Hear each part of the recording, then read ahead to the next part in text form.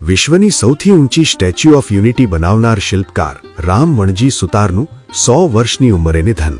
પથ્થરમાં પ્રાણ ફૂંકનાર મહાન ભારતીય શિલ્પકાર રામ વણજી સુતારે 17 ડિસેમ્બરના મધ્યરાત્રિએ નોઈડા સેક્ટર 19 સ્થિત પોતાના નિવાસસ્થાને 100 વર્ષની વયે અંતિમ શ્વાસ લીધા. લાંબી માંદગી બાદ તેમના અવસાનથી કલા જગતમાં એક યુગનો અંત થયો છે. શ્રી સુતારનું જીવન શિલ્પકળાના માટે પ્રેરણારૂપ હતું. 19 ફેબ્રુઆરી 1925ના રોજ મહારાષ્ટ્રના ધુળે જિલ્લામાં ગોંદોર ગામમાં જન્મેલા રામ સુતાર બાળપણથી જ કળા માટે ઉત્સાહી હતા. તેમના પિતા સુથાર હતા, જેના કારણે શિલ્પકલા અને કળા તેમને લોહીમાં વહી ગઈ હતી.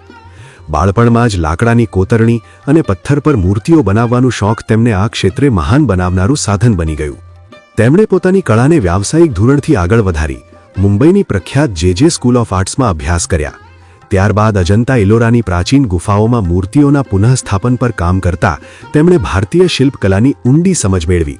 આ અનુભવ તેમના જીવનકાળના મુખ્ય કાર્યોમાં પ્રગટ થયો. શ્રી સુતાર સાહેબે જીવનકાળ દરમિયાન 8000થી વધુ શિલ્પો તૈયાર કર્યા. તેમની શ્રેષ્ઠ કૃતિઓમાં સૌથી પ્રસિદ્ધ છે સ્ટેચ્યુ ઓફ યુનિટી, જે 182 મીટર ઊંચી સરદાર પટેલની પ્રતિમા છે અને વિશ્વની સૌથી ઊંચી પ્રતિમા તરીકે નોંધાયેલી છે. તેમની કળાના કૌશલ્યને આ પ્રતિમા સાક્ષી આપે છે. તેમણે દેશ વિદેશમાં મહાત્મા ગાંધીજીની પ્રતિમાઓ સ્થાપિત કરીને ભારતને વૈશ્વિક સ્તરે ગૌરવ અપાવ્યું.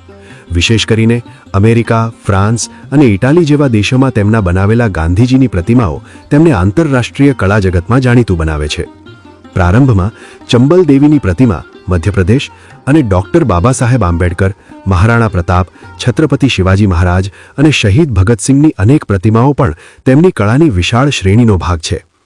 તેમણે માત્ર મૂર્તિ નથી બનાવ્યા, પરંતુ પથ્થર, લોખંડ અને કાંસામાં જીવન ફૂંકવાની દક્ષતા બતાવી. શ્રી સુતારનો જીવન મંત્ર છેલ્લા શ્વાસ સુધી કાર્યરત રહો હંમેશા અમલમાં રહ્યો.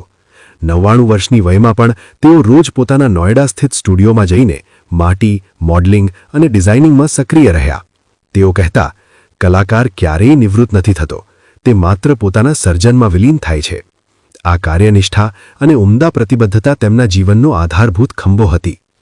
ભારત સરકારે તેમના કાર્યો માટે અનેક સન્માનો આપી માન્યતા આપી, જેમાં પદ્મશ્રી 2000, પદ્મભૂષણ 2016 અને ટાગોર કલ્ચરલ એવોર્ડ 2016 મુખ્ય છે. તેમનું યોગદાન માત્ર ભારતમાં જ નહીં, પરંતુ વિશ્વભરમાં પણ કલા અને સંસ્કૃતિના સ્તરે ગૌરવપૂર્ણ છે. નર્મદાના કિનારે ઊભેલી સરદાર પટેલની પ્રતિમા, સંસદમાં બિરાજમાન મહાત્મા ગાંધીની પ્રતિમા અને અન્ય અનેક વિભૂતિઓમાં તેમના સર્જનાત્મક પ્રતિભાનું પ્રતિબિંબ સ્પષ્ટ દેખાય છે.